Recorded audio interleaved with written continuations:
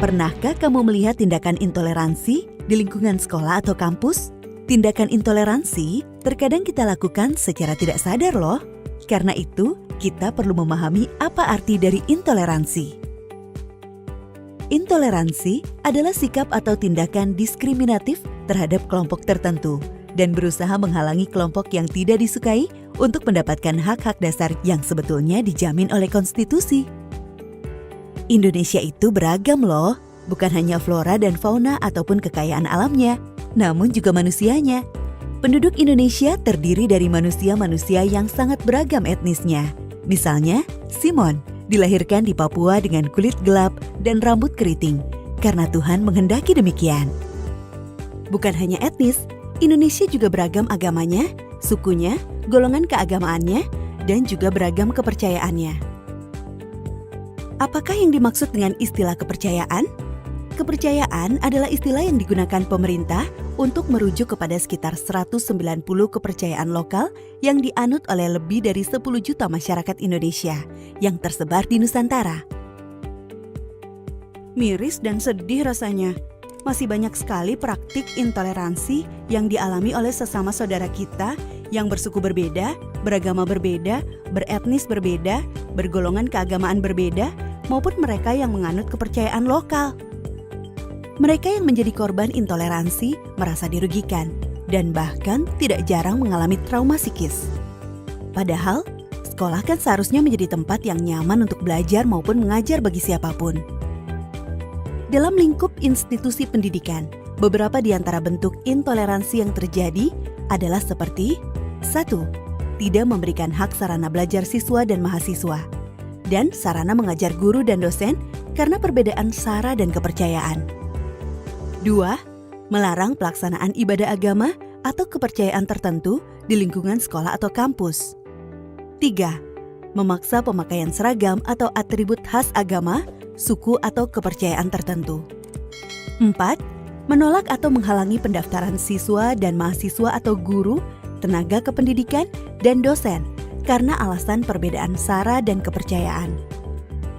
5. Menyiarkan dan mengajarkan kebencian terhadap sara atau kepercayaan tertentu.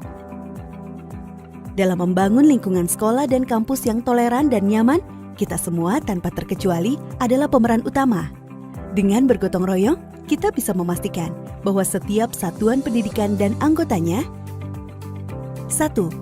Tidak mengutamakan suku, agama, ras, golongan keagamaan, atau kepercayaan tertentu dalam menerima hak dan kemudahan. 2. Memfasilitasi ibadah dan memberikan pelajaran agama dan kepercayaan sesuai dengan keyakinan peserta didik.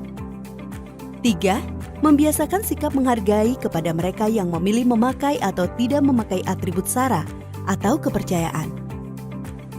4. Membiasakan sikap menghargai mereka yang memilih atau tidak memilih untuk mengucapkan selamat atas perayaan hari besar agama atau kepercayaan tertentu. 5. Membiasakan sikap menghargai proses pencalonan maupun hasil pemilihan pemimpin dalam lingkup satuan pendidikan tanpa adanya sikap diskriminatif terhadap sara atau kepercayaan tertentu.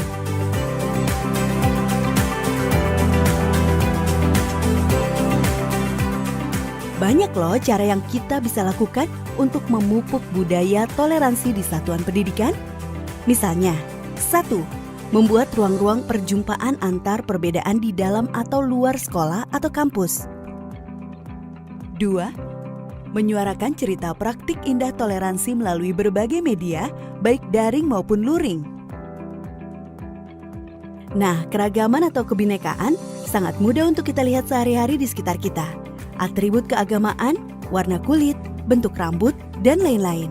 Namun melihat kesamaan atau ketunggal ikaan membutuhkan sedikit upaya, karena ia ada dalam sanubari terdalam kita semua.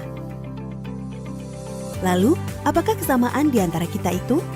Jawabannya adalah kemanusiaan.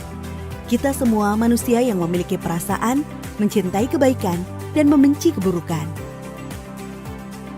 Semua agama dan kepercayaan juga mengajarkan bahwa setiap manusia pada dasarnya baik dan mencintai kebaikan.